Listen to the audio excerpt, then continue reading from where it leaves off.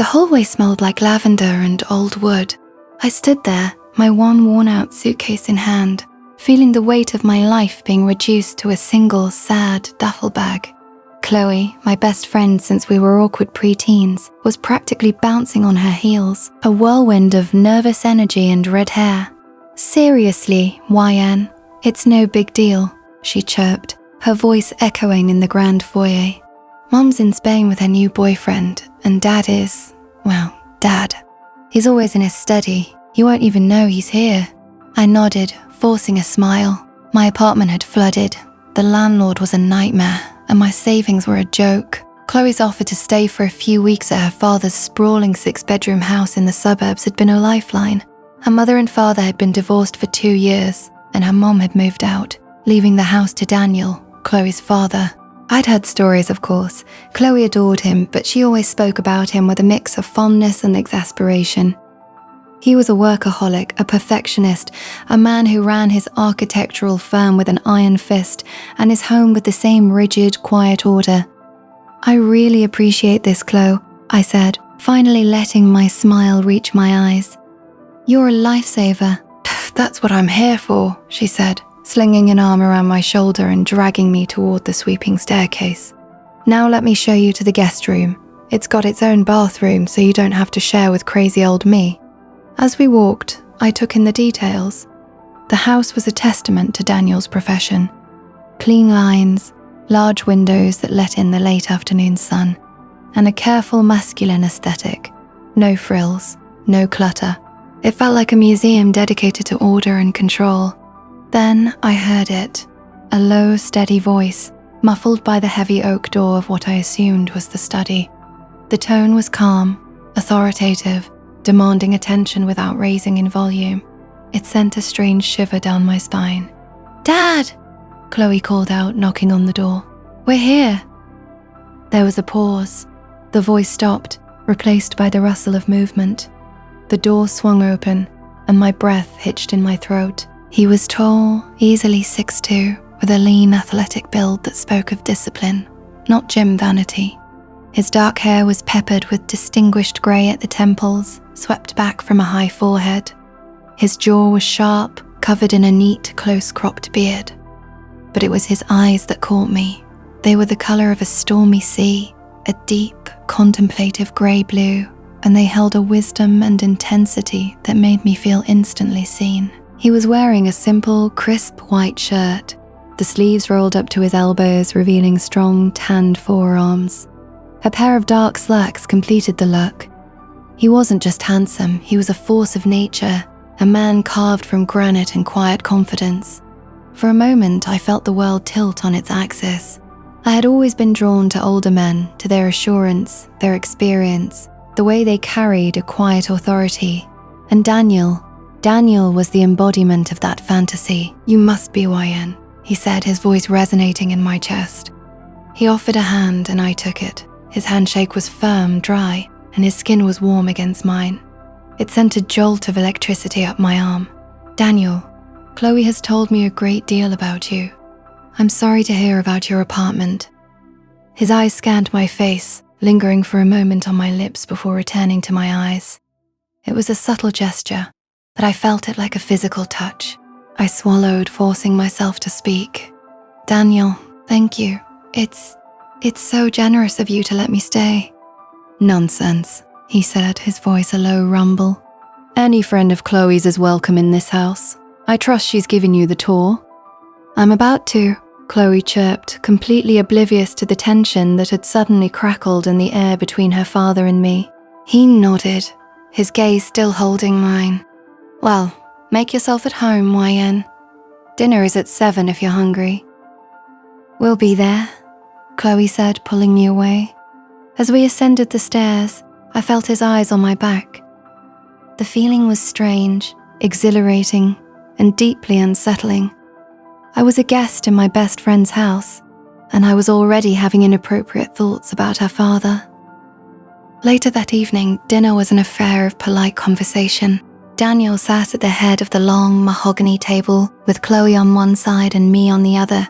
He had changed into a dark blue sweater that made his eyes even more striking. He asked about my job, My ambitions, my interests. Each question felt like a probe, a way to map the contours of my soul. I tried to be articulate, but my mind was a jumble. I was hyper-aware of him, the way his fingers wrapped around his wine glass, the way his eyes would crinkle slightly when he found something amusing, the way his knee brushed against mine under the table for just a moment before he pulled away. "So, YN," he said, leaning back in his chair, a small, knowing smile on his lips. "What is it about your apartment? You had good taste, I assume. What style were you going for?" "Oh, I don't know," I said, laughing nervously. "Mostly a mix of whatever I could find at thrift stores and garage sales. I guess you could call it early grad student chic." Chloe snorted. "She's being modest. She has a great eye. She helped me pick out the rug in my room." Daniel's gaze was intense. Order born from chaos can be its own form of beauty. I respect that. The silence after that was charged. It was the silence of two people who had said much more than the words themselves implied. The first week passed in a blur of tension. I'd avoid him, trying to keep out of his way. But we were two planets in the same orbit. We'd run into each other in the kitchen at odd hours. I'd come down for a glass of water at midnight, and he'd be there, leaning against the marble island, nursing a glass of whiskey. "Couldn't sleep?" he'd ask, his voice soft in the darkness. "Just thirsty," I'd reply, my voice a shaky whisper. He'd offer me a glass of water, and his fingers would brush against mine. The touch was searing. One night, Chloe went out with friends. "Just a few of the old crew from high school," she'd said. "He'll be okay here alone with Dad?" "Of course," I'd said, trying to sound nonchalant. "Go have fun." I spent the evening in the library, reading a book I'd picked off his shelves. It was a well-thumbed copy of a classic, a testament to his intelligence. Around midnight, I went to the kitchen to get a glass of wine. He was there. The house was quiet, just the hum of the refrigerator and the soft music playing from the speakers. He stood by the window, looking out at the moonlit garden. He turned as I entered, a glass of red wine in his hand. "Couldn't sleep?" he asked. The familiar question that had taken on a new, dangerous meaning.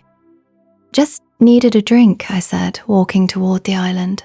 I was wearing a short silk robe that Chloe had lent me. I felt exposed, vulnerable. He held out his glass. "Here, try this. It's a Bordeaux. Much better than the Merlot." I walked over to him, taking the glass from his hand. As I did, his fingers closed around mine. Our gazes locked. He took a step closer, his body a wall of heat. I could smell his cologne, a mix of cedar and sandalwood, masculine and intoxicating. "Yen," he said, my name a low, intimate sound on his lips. "I have wanted to do this since the moment I saw you in the hall." He didn't wait for an answer. He didn't need to. He took the glass from my hand, setting it gently on the counter behind me. Then he cupped my cheek in his large, warm hand, tilting my face up to his. His thumb traced the line of my jaw. "I can't stop thinking about you," he confessed, his voice a rough whisper. "It's driving me insane." He leaned down, and his lips met mine. It wasn't a gentle, tentative kiss. It was a claiming, a deep, exploring, passionate kiss that stole the air from my lungs. His lips were firm and demanding. He tasted of wine and something else, something purely, powerfully masculine. His other hand found my waist, pulling me against him. I could feel the solid heat of his body, the hard lines of his chest against my softness. I melted into him, my hands gripping his shirt. The kiss broke, and he rested his forehead against mine, his breathing ragged. He looked at me, his stormy eyes dark with desire. "I'm sorry, I shouldn't have," he said, his voice thick. "You're my daughter's best friend. This is..." "Don't," I whispered, my voice desperate. "Don't say you're sorry. I've wanted this too. I've wanted you." He pulled back just enough to look at me, a flicker of surprise in his eyes. "I'm not a gentle man, YN. I'm a man who knows what he wants, and I'm very good at taking it." "I know," I said, my voice trembling but with excitement, not fear. That's what I want. A slow, possessive smile spread across his face. He brought his hand to my cheek, running his thumb over my lips, which were still swollen from his kiss. Then you should know. This changes everything, he said, his voice low and serious. This is between us, for now. My daughter can't know. Not yet. Can you handle that, little one? The name he gave me, spoken with such possessive affection, sent a thrill through me. Yes, I breathed. I can handle it. He kissed me again, a hard, quick kiss that promised much more. Good girl. Now, you need to go to bed. I have a lot of work to do, and if you stay here, I won't get anything done. He took my hand and led me to the bottom of the stairs. He kissed my forehead, a surprisingly tender gesture after the passionate intensity of moments before. Good night, YN, he said.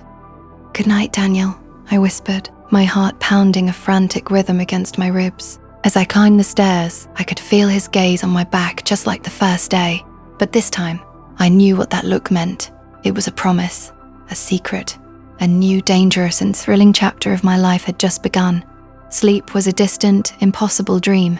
I lay in the plush guest bed, the silken sheets cool against my skin, my entire body still thrumming from the memory of Daniel's kiss. I replayed every second of it. The feel of his hand on my cheek, the heat of his body against mine, the deep, possessive rumble of his voice saying my name. It was a secret, a beautiful, terrifying secret that felt like a burning ember in my chest. The next morning, I came down to breakfast later than usual, hoping to avoid the awkwardness. I was wrong. Daniel was sitting at the kitchen island, a newspaper in one hand and a cup of black coffee in the other. He looked up as I entered, and the look in his eyes was not awkward at all. It was a look of pure, unadulterated satisfaction. A small, knowing smile played on his lips. It was the smile of a man who had marked his territory. Good morning, YN, he said, his voice like warm honey over gravel. Did you sleep well? Chloe, who was seated opposite him, was glued to her phone, completely oblivious. I cleared my throat. Yes, thank you, very well. Good, he said, his eyes never leaving mine. I was just telling Chloe about the new project I'm working on. It's a large estate renovation, quite complex. A lot of moving parts to manage. He held my gaze, and I knew exactly what he was talking about. He was telling me he was a man who managed things, who handled complications, who took charge. Sounds interesting, I managed, my voice weak. Oh, it is, he said, his smile widening. I thrive on control and a well-executed plan. He stood up, taking his cup to the sink.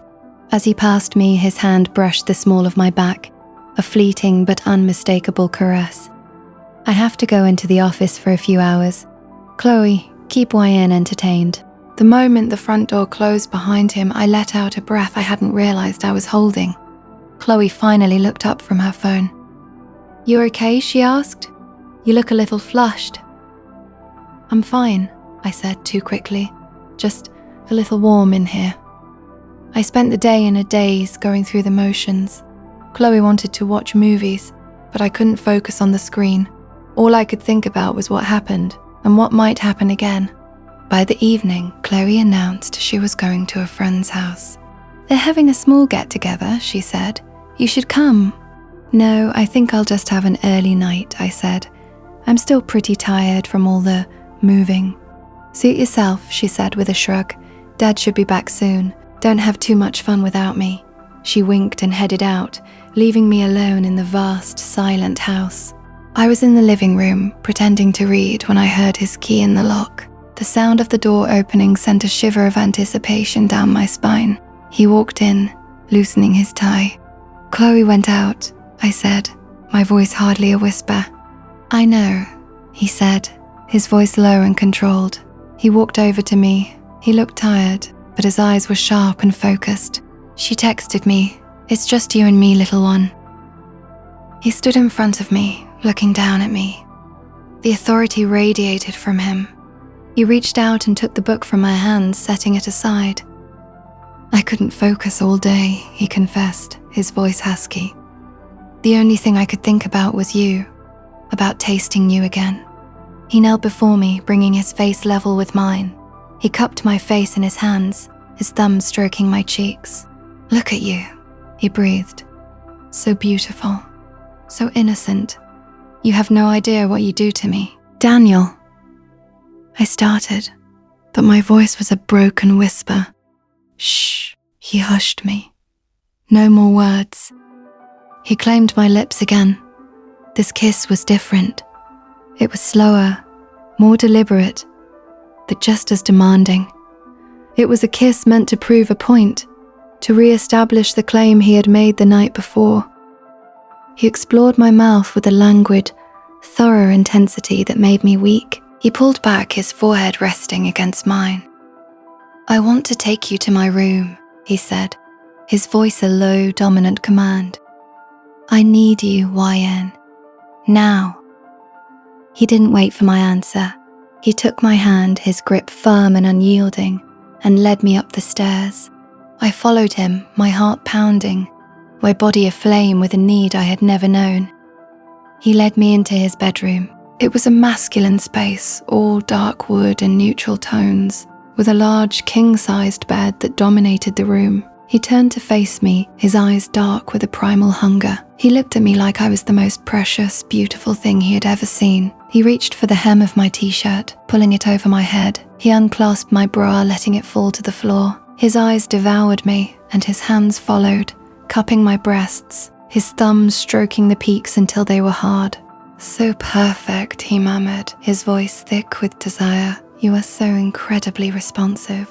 He took my hand and guided it to his chest, pressing my palm against the solid beat of his heart. Feel that? That's what you do to me. He guided me backward toward his bed, and I fell onto the soft mattress. He followed me, his body covering mine, his weight a delicious pressure. He kissed me again, his hands exploring my body with an expert, reverent touch. He touched me like he was memorizing every curve, every dip, every secret place. You have no idea how long I've wanted this, he confessed, his lips trailing a path down my neck to the hollow of my throat.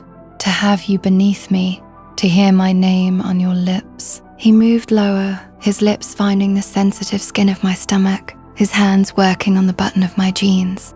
He expertly removed them and my panties. He looked at me, completely bare and vulnerable beneath him. You are the most beautiful thing I have ever seen, he said, his voice filled with awe. He shed his own clothes, revealing a physique that was powerful and toned. He was a man in his prime, and he wore it with a quiet arrogance. He positioned himself above me. Look at me, he commanded. I looked into his stormy eyes, seeing the depth of his need mirrored in my own. I am going to take you now, YN, and I need to know you want this. Yes, Daniel, I whispered, the words escaping on a breath of pure surrender. I want you. He entered me with a slow, steady pressure. The feeling was overwhelming. It was a feeling of being claimed, of being filled, of being completely and utterly possessed. He moved with a powerful, rhythmic grace, his eyes locked on mine the entire time. It was an intimate, raw, and deeply passionate experience. There was no awkwardness, only a perfect, profound connection. It was more than just sex. It was a declaration. Afterward, we lay in the tangle of sheets, my head on his chest, listening to the steady, calming thud of his heart. His fingers traced lazy patterns on my shoulder, the touch a silent, possessive claim. He was quiet for a long time. Then he shifted, turning me so I could look into his eyes. His expression was serious, tinged with something I hadn't seen before. Vulnerability. YN, he began, his voice low and hesitant. I need to show you something. Something I've never shown anyone. I need you to trust me. Absolutely. Can you do that? I looked at him, at this powerful, controlled man who had just laid himself bare before me. The raw honesty in his eyes was impossible to deny. Yes, I said without hesitation. I trust you. He nodded, a flicker of relief in his eyes. He stood up, pulling on a pair of sweatpants. He extended a hand to me. Come on." He led me out of his bedroom and down the hall to a door I had never seen him open before. It looked like just another linen closet. He took a key from his pocket, slid it into the lock, and turned it. The door swung open to reveal a set of narrow stairs going down. He turned to me, his eyes searching my face. "This is my private sanctuary. I'm going to show you a part of me that I've kept hidden. I hope you won't be scared." "I'm not scared," I said, my voice much steadier than I felt. He led me down the stairs. The room that opened up before us was unlike anything I'd ever seen. It was a perfectly appointed, luxurious space, with mood lighting and soft carpet, but the furnishings were what took my breath away.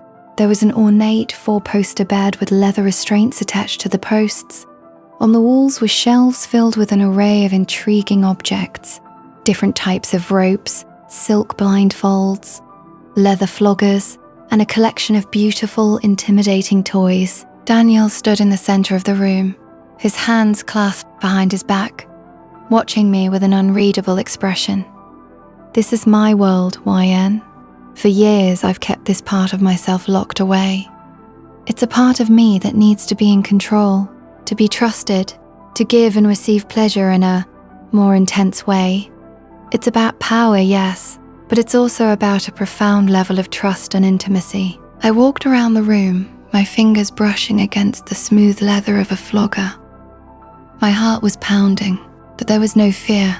There was only a deep, thrilling curiosity and a desire to please him. He came up behind me, his chest pressing against my back. He wrapped his arms around me, pulling me close. "My first wife," he said, his voice low in my ear. "She was terrified of this part of me. She made me feel like a monster. It's why I've kept this room hidden.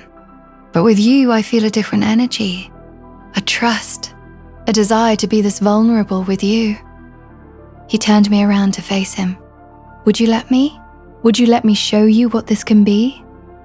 I looked around the room, at the instruments of his desire, then back into his eyes, where I saw not a monster, but a man bearing his soul. The dominant, controlled man was giving me the power to accept or reject his deepest self. It was the most intimate gift anyone had ever offered me. "Yes," I breathed, the word a sacred promise. "Show me." His smile was slow and full of possessive satisfaction. He led me to a plush leather armchair that sat in the corner of the room. "First," he said, his voice dropping an octave, "I want to blindfold you." He took a length of black silk from the shelf and stepped behind me. He tied it around my eyes, the smooth fabric blocking out all light. In the darkness, I felt even more vulnerable, my other senses heightened to an almost painful degree. I heard him moving around the room, and then I felt his hands on me again. He started to undress me, his fingers slow and deliberate against my skin. It was the most erotic experience of my life, being guided and touched by him in this world of total sensory dark. "Give me your hands," he commanded softly. I obeyed, and he guided them behind my back, gently but securely fastening them with soft leather cuffs. The feeling of being restrained, of giving him complete control, was intoxicating. He led me to the bed, positioning me on the soft mattress. His hands were everywhere, touching, stroking, teasing. He whispered things to me, telling me how beautiful I was, how perfect, how he had dreamed of having me in this room. His voice was my anchor in the darkness. The experience was a symphony of pure sensation. He used different tools on my skin, the feather-light tickle of a whip, the soothing slide of silk, the warm touch of his lips and tongue. He brought me to the edge of ecstasy again and again, only to pull me back, teaching me a lesson in patience and trust and surrender. He finally, mercifully took me again, his body a powerful, controlled force above me. The feeling of connection was magnified tenfold without the use of sight. Every nerve ending in my body was alight with pleasure, and it was all for him, all orchestrated by his masterful touch. Afterward, he removed the blindfold and the cuffs. The lights were dimmed, and he held me in his arms, stroking my hair. I was completely spent, my body and soul utterly satiated. He placed a soft kiss on my forehead. "You are incredible," he said, his voice a low, reverent murmur. Thank you for trusting me." I looked into his eyes, seeing a beautiful vulnerability there. A man who had finally been seen for who he truly was and was accepted without judgment. I had never felt so close to another person. "Thank you for sharing this with me," I whispered, reaching up to touch his face. I never knew it could be like this. In that secret room in the hidden heart of his house, I had not only surrendered to his desire, I had given him my trust, and in return, he had given me the gift of his true self. We lay there, wrapped in each other, the secrets between us no longer a burden, but the very foundation of our new, unique and powerful bond. The next few weeks were a blur of stolen moments and secret glances. Our days were filled with the mundane pretense of a normal household, but our nights were a passionate, private rebellion. Daniel was a master of discretion. He would come to my room late at night, or I would slip down to his. We'd meet in the hidden room, exploring the depths of our connection, pushing boundaries and building a trust that was more intimate than anything I had ever known. He was my teacher, my lover, my confidant, and I was his. He called me his little one, his beautiful secret, and I cherished it. But a secret is a fragile thing. It exists in a bubble, and eventually, a pinprick of reality will burst it. It happened on a Saturday. Chloe had left for the weekend to visit her mother in Spain. She wasn't supposed to be back until Monday evening. The house was ours. We had spent a lazy morning together and a passionate afternoon. It was late in the evening, and we were in the kitchen. I was sitting on the marble countertop, a glass of wine in my hand, watching Daniel make dinner. He was wearing just a pair of low-slung jeans, his bare back a canvas of beautiful muscles. He turned around, a spoon in his hand. "You're staring," he said, a slow, lazy smile spreading across his face. "Can you blame me?" I asked, my voice a playful purr. "You're a distraction." He walked over to me, setting the spoon aside. He stepped between my legs, his hands resting on my thighs. "You're the one who's distracting, little one. I can't think straight when you look at me like that."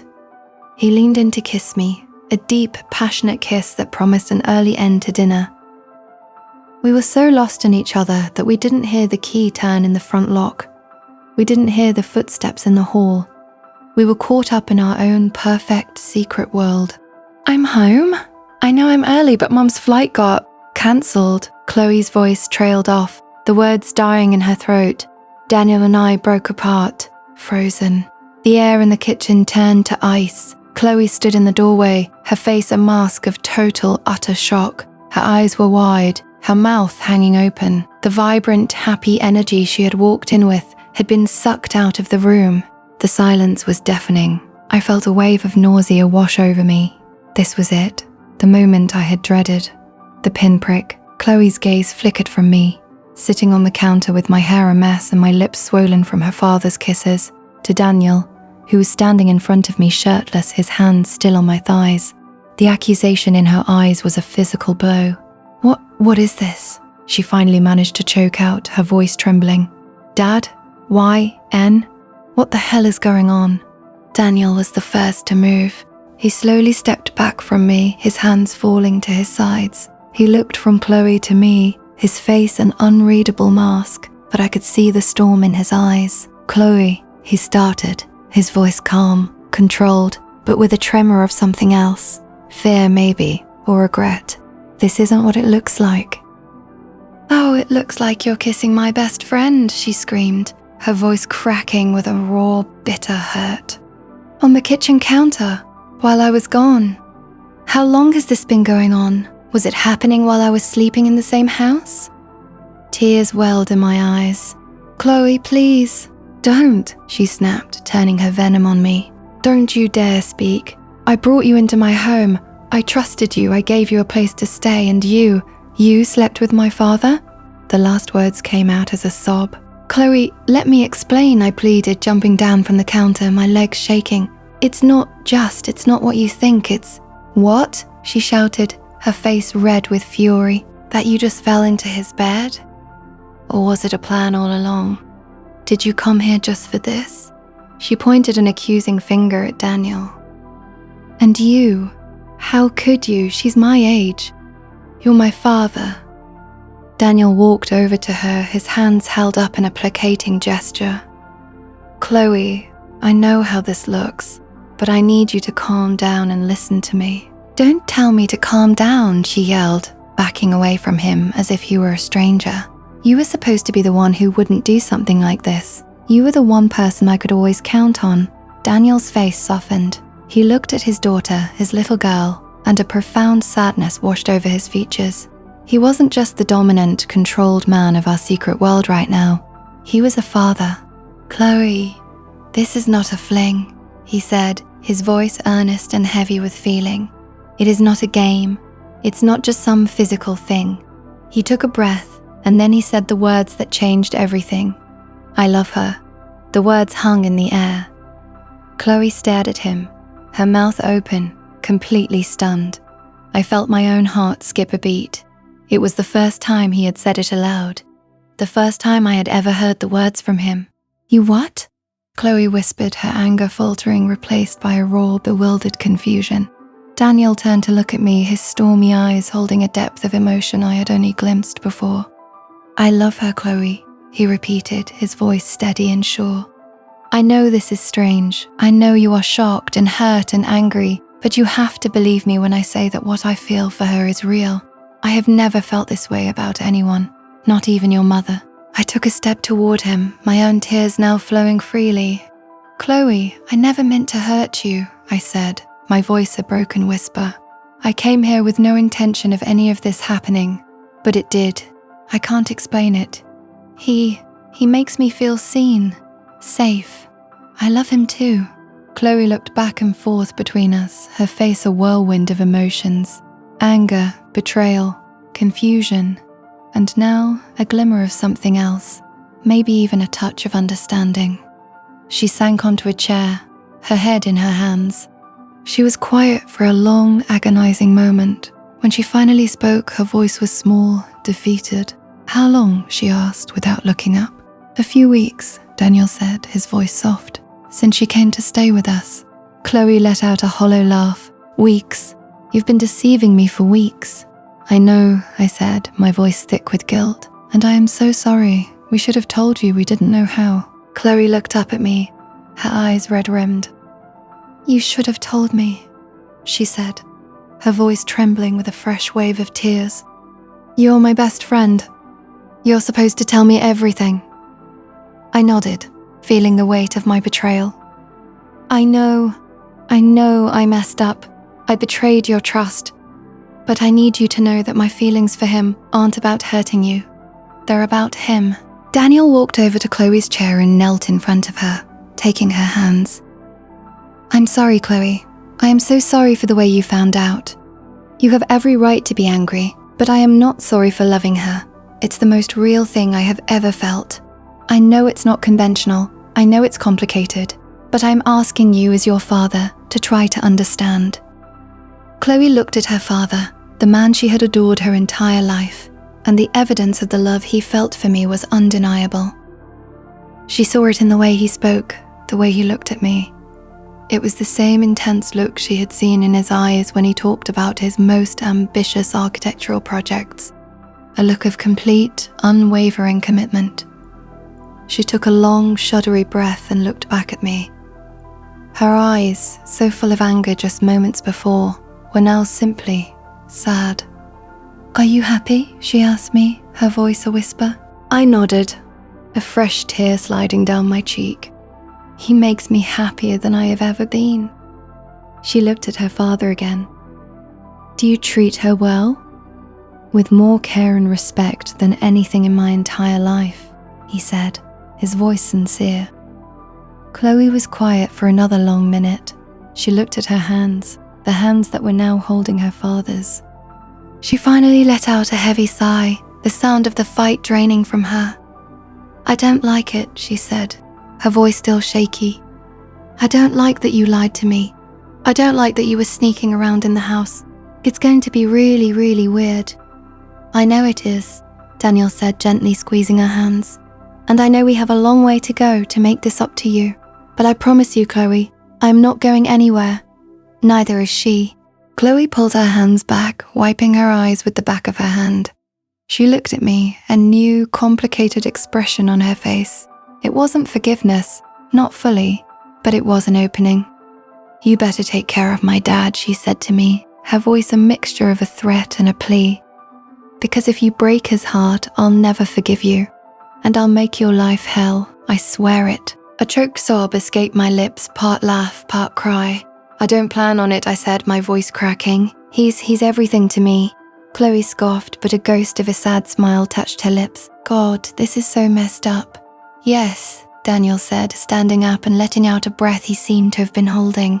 "It is, but this is our reality now, and we're going to make it work, all of us." Chloe stood up, wiping the last of her tears away. She looked at me and then at her father. "I need to go to my room," she said. I need to think." "Of course," I said quickly. "Take all the time you need." She walked out of the kitchen, her steps slow and heavy. We watched her go, the silence once again descending upon us. Daniel turned to me, his face a mixture of relief and weariness. He pulled me into his arms, holding me tightly against his chest. "Are you okay?" he asked, his voice a low murmur in my hair. "I will be," I whispered, burying my face in the solid warmth of his chest. "As long as you're with me." He pulled back and looked into my eyes. He cupped my face in his hands, his thumbs wiping away my tears. "I will always be with you," he said, his voice a vow. "I told you you're mine, little one. Nothing is going to change that." He kissed me, a soft, tender kiss that held a promise for the future. Later that night, after the house had settled into a fragile quiet, I was in my room, staring out the window at the moonlit garden. The door opened and Daniel walked in. He came and stood behind me, wrapping his arms around my waist and pulling me against him. "Chloe came to my study," he said. "We talked. It's going to be a long road, but she's not going to make us choose. She says she'll try to be okay with it for my sake. She could see the truth in my words, but it'll take time." I leaned my head back against his chest, feeling the steady beat of his heart. "I can be patient," I said, "as long as I have you." He turned me around to face him. The moonlight illuminated his face, softening the sharp angles of his features. He looked tired, but there was a profound sense of peace in his eyes. He kissed me, a long, slow, languid kiss that spoke of forever. He pulled back and smiled down at me, a smile full of love and possession. "I have you," he said, "and you have me, completely."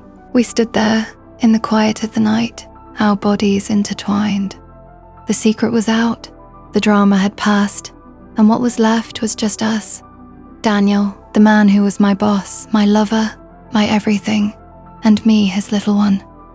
We had a new reality to build, a life together to navigate, and for the first time, we could do it openly, honestly, and with the promise of a happy ending.